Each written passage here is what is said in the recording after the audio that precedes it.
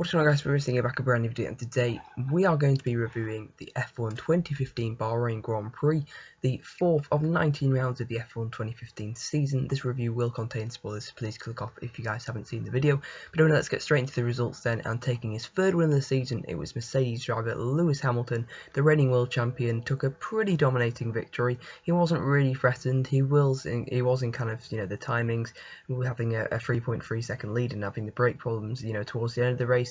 But really, I think he was, had it all under control. Maybe a few laps, longer, Raikkonen would have probably got him.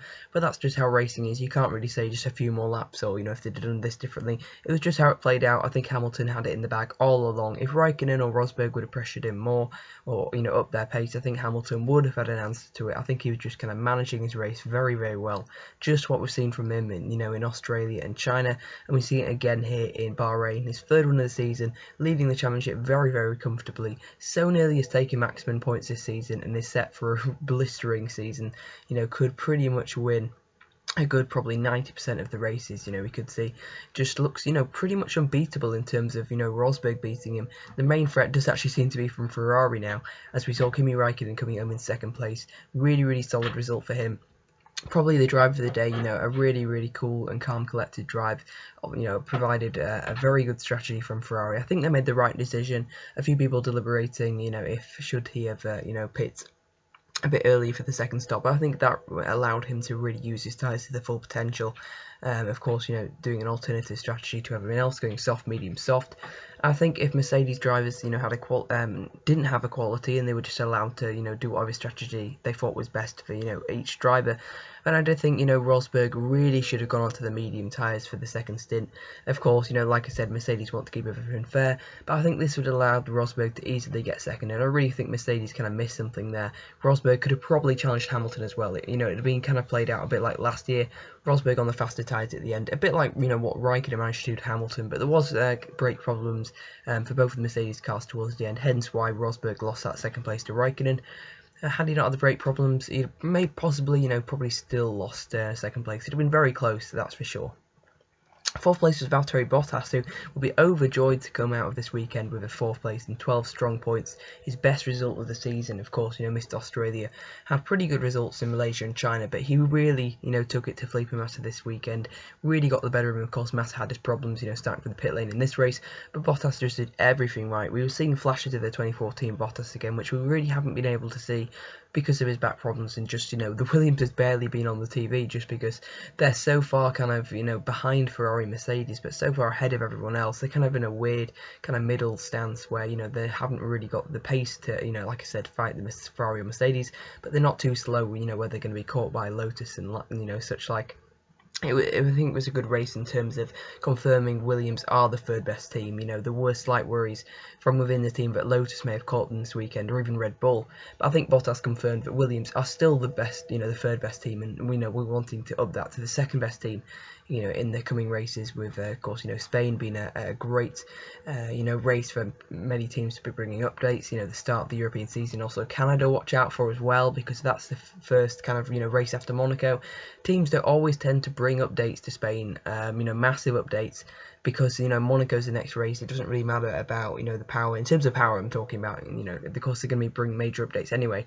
But major updates in terms of engines, we're going to be seeing a lot from Canada onwards, just like we're seeing an update from the Ferrari engine in Canada, and hopefully we're going to see one from the Renault engine, because it was a really solid sixth place for Daniel Ricciardo, finishing behind, comfortably behind, Sebastian Vettel, 60 seconds behind Vettel.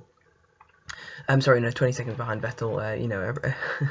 Then Red Bull definitely nowhere near Ferrari. But yeah, Sebastian Vettel then having a really poor race. Started out really promising with running second on the road, got overtaken by Rosberg, made a few mistakes, broke a part of his front wing, forcing him to pit for a new one. That basically lost him, a track position behind Valtteri Bottas. For some reason, Bottas just had the pace to keep him behind. Vettel just didn't have an answer for whatever reason. Finishing in fifth place, he's going to be disappointing. Dropped to third in the championship now behind Rosberg. Rosberg, of course, moving up to second. Hamilton, of course, staying in first. Raikkonen, of course, much closer to the leading trio with a very nice 18 points. That's, of course, his best result in since career 2013. So Raikkonen's going to be really happy. Probably going to be the the driver of the day. Vettel He's probably going to be the worst driver of the day, with all respect to him, making quite a few mistakes. We're not sure, if there was something wrong with the car, so, we're not going to judge him quite yet. But, possibly just feeling the pressure of the Mercs, maybe with the kind of winning sight, he kind of fluffed it a bit. But again, if they'd put him on the medium compound tyres for a second stint, then second stint, first pit stop, maybe he could have caught the Mercedes. But I think Mercedes kind of had it in the bag all along. Certainly with Lewis Hamilton anyway. But they kind of identified Rosberg as a weakness in Mercedes, a kind of chink in the Mercedes armour, and it's a really good opportunity from now on for Ferrari just to keep getting those second places, and eventually, they can chip away for another win. We could definitely see that. I predict, maybe Canada, kind of Austria time will definitely be, I think, where Ferrari could be stronger, and hopefully we see a bit more pace from them, just like we did in Malaysia, where they can really make the tyres work, because that's something we haven't seen from the last 2 races. They've basically just done the similar strategies to Mercedes, haven't really been able to extend stints, even as long as Mercedes. They seem to have worse tyre wear than Mercedes, so they really need to, hopefully, that's going to change, for their sake, and for the sake of just getting different people on the podium, different people on top of the podium. So yeah, Ricciardo then will be really happy with 6th. Romain Grosjean came home in 7th. I think he'll be really pleased with that. Great result for Lotus to get another 6 points.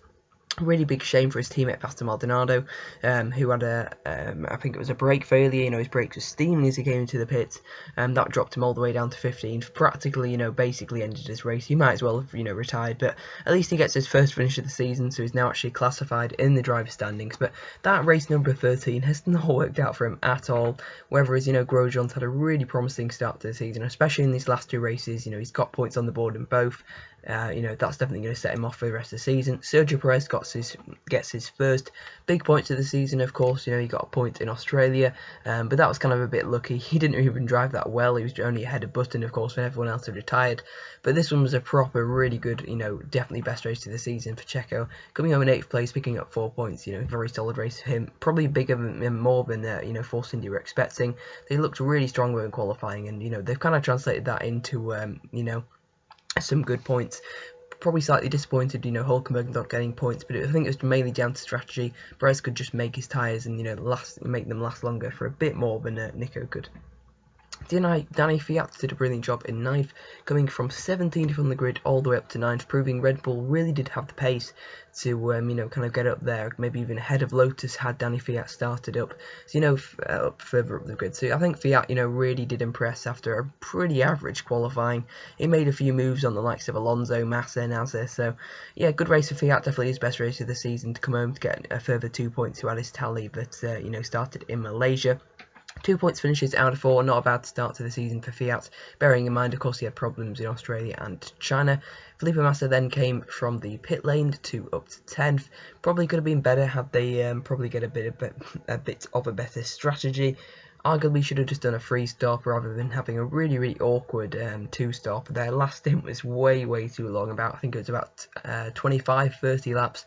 Way too long to keep Massa out there. They really should have brought him in for new tyres. He could have probably pushed on, possibly even beat, Fiat and Perez. So really disappointing race for Felipe. A race to forget, I think, for that side of the Williams garage when, Bottas had such a strong race. There was a massive potential of Massa would have been up there to possibly even beat Vettel. So massive opportunity, I think, from Williams lost there to, gain some points on Ferrari. And 11th was Fernando Alonso in the McLaren. A really good race for them, unlucky not to get points, but, just don't have that, pace to really get into the points yet, but I'm sure it should come soon enough. Spain or Monaco, I think definitely we could see McLaren in the points, if they can get both cars to the finish, at least one car, Button failing to even start the race. Felipe Nasr in the Sauber came in with 12th, Hulkenberg as mentioned 13th, Ericsson 14th, Maldonado 15, problems as I mentioned for Maldonado. Ericsson had a really slow pit stop and Nasr had a fairly slow pit stop as well, but really just didn't have the pace. Later on, we looked really promising in the first half of the race, but for some reason it's probably just bad strategy. I think he was on the same strategy as Massa, and just really fell away towards the end, finishing down in 12th. Marcus Ericsson down in 14th after a really lengthy pit stop. Nothing he could do. He was running really high up, as was Nasr. Massive opportunity for points lost there from Sauber. Their position in the constructors is definitely under threat. Fallen to 5th now. Will Stevens and Roberto Merhi rounding out the finishes in 16th and 17th. Verstappen, Sainz and Button, as I mentioned already, all retired. A really torrid day for both Toro Rossos. They weren't going to score points anyway, so if retirements have to come now, then they might as well do now, rather than when they're in a point scoring position, which we've seen from Verstappen in Australia, and of course another race. I think it was in China as well. So yeah, really poor race for Toro Rosso. Great race for Manor, getting both cars to the end. Will Stevens coming home with Roberto Merhi again.